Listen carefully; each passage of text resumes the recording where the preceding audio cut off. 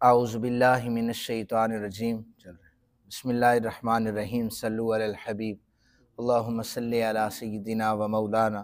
محمد مبارک وسلم وصلی علیہ خیر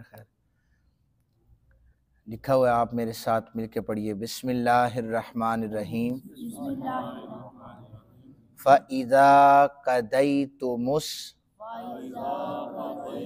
الصَّلَاةَ فاذکروا اللہ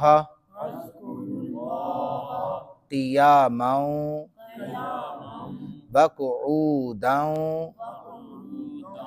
وعلی جنوبکم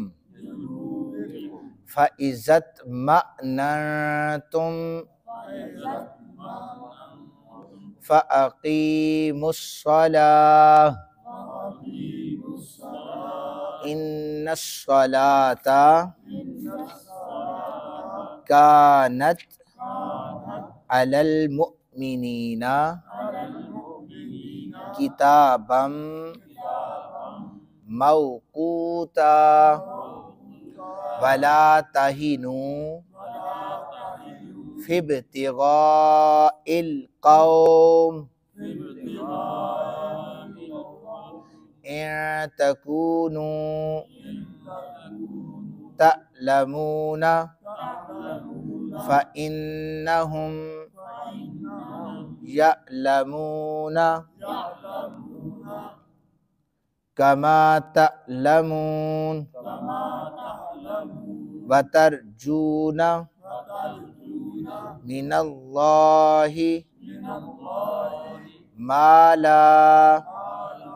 يرجون وكان الله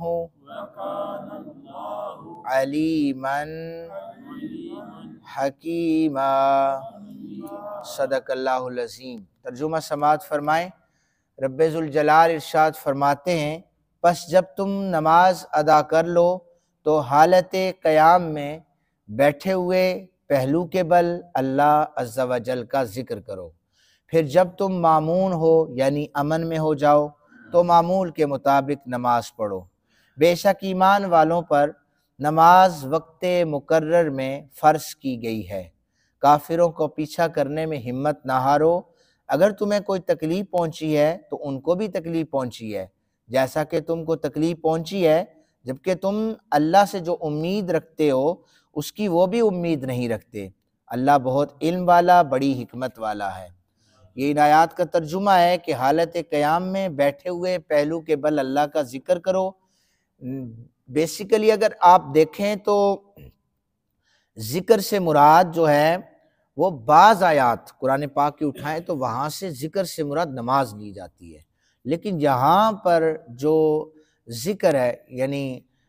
قیام و قعودا فَإِذَا قَضَيْتُمُ الصَّلَاةَ فاذکروا اللہ، یہاں پر ذکر سے مراد نماز نہیں ہے، ذکر سے مراد ذکر بالقلب ہے، یعنی اللہ تعالیٰ کے پاک نام کا ذکر کرنا، اس کی قدرت میں غور و فکر کرنا، اور اللہ تعالیٰ نے اپنی مخلوق اور صنعت میں جو اپنی ذات اور اپنی وحدانیت پر دلائل رکھے ہوئے ہیں ان کے اندر انسان غور و فکر کرتا ہے، اس کی وحدانیت تک پہنچتا ہے، تو یہ ذکر بالقلب ہے۔ پھر اس ذکر سے مراد زبان سے تسبیح بھی ہے، تقدیس بھی ہے اور تحلیل بھی ہے۔ اور پھر اسی طرح حضرت ابن عباس رضی اللہ تعالیٰ عنہ کہتے ہیں کہ اللہ تعالیٰ کا ذکر کرنے سے صرف وہ شخص معذور ہے جس کی عقل زائل ہو چکی ہے۔ اللہ کا ذکر کرنے سے کون معذور ہے؟ جس کی عقل ختم ہو گئی ہے۔ اور پھر اگلی آیت مبارکہ میں فرمایا کہ بے شک ایمان والوں پر نماز مقررہ وقت میں فرض کی گئی ہے۔ نماز کے اوقات جو ہیں آپ دیکھیں کہ وہ مقرر ہیں، سٹینڈرڈ ٹائم کے مطابق گھڑیاں موجود ہیں، اور کسی بھی نماز کو دوسری نماز کے وقت میں آپ ادا نہیں کر سکتے۔ قضا تو ہو سکتی ہے لیکن آپ ادا نہیں کر سکتے، اس لیے سفر کی نماز کو آپ سفر میں پڑھیں، قضا ہو جائے تو بعد میں اسی کی قضا کریں، آپ اس کو جو ہے وہ ادا وقت پر کریں گے جو عصر کا وقت ہوگا وہ بھی عصر کے وقت میں ہوگا، اسی طرح ظہر کے وقت میں ہوگا۔ اس کا دوسرا معنی یہ ہے کہ مقررہ وقت میں نماز فرض ہے، یعنی ایک بندہ مقیم ہے تو اس کے لیے 4 رکھتے ہیں، اور ایک بندہ مسافر ہے تو اس کے لیے 2 رکھتے ہیں۔ یہ بھی اس آیہ مبارکہ کا ترجمہ ہے۔ پھر فرمایا کہ کافروں کا پیچھا کرنے میں ہمت نہ ہارو، اگر تمہیں تکلیف پہنچی ہے تو انہیں بھی تکلیف پہنچی ہے۔ اس حوالے سے فرمایا، پہلے چونکہ جو آیات گزری ہیں ان میں جہاد کا ذکر تھا، پھر جہاد کے دوران عبادات کا ذکر تھا، اب پھر اللہ رب ذوالجلال جہاد کا ذکر فرما رہے ہیں کہ کفار کا پیچھا کرنے سے ہمت نہ ہارو، اگر تم زخمی ہو گئے ہو نا تو کافر بھی زخمی ہو گیا ہے، تمہیں اپنے زخموں پر اللہ تعالیٰ سے اجر اور ثواب ملے گا، کافر اس بات کا تصور ہی نہیں کرتے کہ انہیں بھی کوئی اجر دیا جائے گا۔ اس حوالے سے حضرت ابن عباس رضی اللہ تعالیٰ عنہما آپ روایت کرتے ہیں، جنگ احد ہوئی، مسلمانوں کو نقصان پہنچا، نبی اکرم صلی اللہ علیہ وآلہ وسلم پہاڑ پر تشریف لے گئے۔ ابو سفیان نے کہا، یا محمد صلی اللہ علیہ وآلہ وسلم، آپ کو جو زخم پہنچے ہیں وہ ہمارے جو بدر میں ہوا تھا اس کے بدلے میں آپ کو پہنچے ہیں، چونکہ یہ جنگ کنویں کا ڈھول ہے اس لیے آپ کو بھی وہ بدلہ مل گیا ہے، ایک دن ہمارا ہوتا ہے اور ایک دن آپ کا ہوتا ہے، یہ ابو سفیان کہہ رہا تھا۔ نبی اکرم صلی اللہ علیہ وآلہ وسلم نے فرمایا، او میرے صحابہ اس کو جواب دو۔ صحابہ کرام اٹھے، انہوں نے کہا، اللہ کی عزت کی قسم ہے تم اور ہم برابر نہیں ہو سکتے، ہمارے جتنے بھی اس وقت مقتول یہاں موجود ہیں، جتنے شہداء ہیں، یہ تو جنت میں سیر کر رہے ہیں،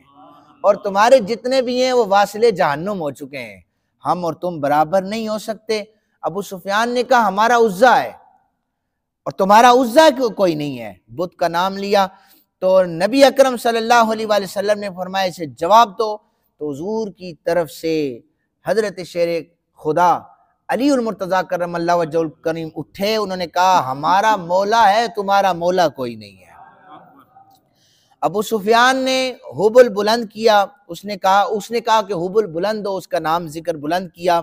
تو نبی اکرم صلی اللہ علیہ وآلہ وسلم نے فرمایا کہ اللہ رب ذوالجلال سب سے اعلیٰ ہے۔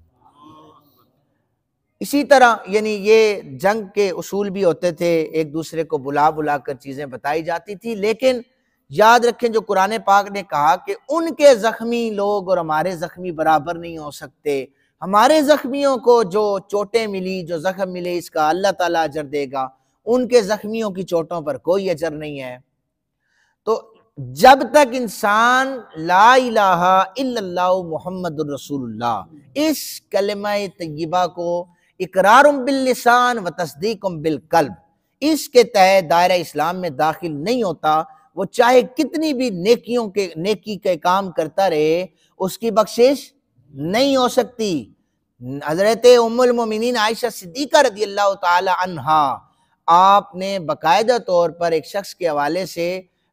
پوچھا تھا کہ وہ بڑی نیک کام کرتا تھا، لوگوں کی خدمت کیا کرتا تھا، نبی اکرم صلی اللہ علیہ وآلہ وسلم نے فرمایا، اللہ کے ہاں اس کا کوئی اجر نہیں ہے، اس کے لیے کوئی اجر نہیں ہے، اس لیے کہ اس نے تو کبھی یہ بھی نہیں کہا تھا کہ آخرت میں میری بخشش ہو جائے، مجھے جہنم سے چھٹکارا مل جائے، یعنی وہ کلمہ طیبہ کے اس احاطے میں وہ نہیں آیا تھا، اس نے تو کلمہ ہی نہیں پڑھا۔ آج کل آپ دیکھتے ہوں گے کہ یورپ کی مثالیں دی جاتی ہیں کہ کتنا بڑا نیکی کے وہ کام کر رہے ہیں، ان کی نیکیاں کسی کام کی نہیں ہیں، یاد رکھیں، جب تک وہ دائرہ اسلام میں داخل نہیں ہوتے۔ ہاں آپ لوگ ان سے ترغیب پا سکتے ہیں کہ نبی رحمت صلی اللہ علیہ وآلہ وسلم کا کلمہ پڑھنے والا ظالم تو نہیں ہو سکتا، تو کلمہ پڑھ کے مسلمانوں پر ظلم کرنے والا اور وہ جو غیر بیٹھا ہوا ہے اس نے تو کلمہ ہی نہیں پڑھا، وہ ظالم بھی نہیں ہے۔ تو اس لیے یہ دیکھنا ہوگا کہ ہم نے کلمہ طیبہ پڑھا ہے تو اس کا حق یہ ہے کہ مسلمانوں کے حوالے سے مومن کے ساتھ اس طرح ہے جیسے سر کے ساتھ دھڑ جڑا ہوتا ہے، پاؤں کے ایک ناخن کو تکلیف ہو نا، پوری آپ کی باڈی جو ہے، حواس خمسہ جو ہیں وہ ایک دفعہ ہل جاتے ہیں، آپ کو پتہ پورے جسم میں تکلیف ہوتی ہے، انسان کو نیند نہیں آتی، تو انسان کو پتہ ہوتا ہے۔ تو اسی طرح مومن کے ساتھ اسی طرح ہے جیسے سر کے ساتھ دھڑ ہے، تو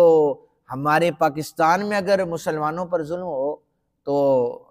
کلمہ طیبہ بھی پڑھا ہو تو اللہ تعالیٰ ہی انہیں پوچھے اور اللہ تعالیٰ ہی ان کی خبر لے۔ بہرحال ہمیں چاہیے کہ قرآن پاک کو سمجھیں، احکامات خداوندی کو سامنے رکھتے ہوئے ہم ان پر عمل کرتے ہوئے زندگی گزاریں۔ معاشرتی ہمارے حالات، ہمارے زندگی کے معاملات اچھے ہونے چاہیے۔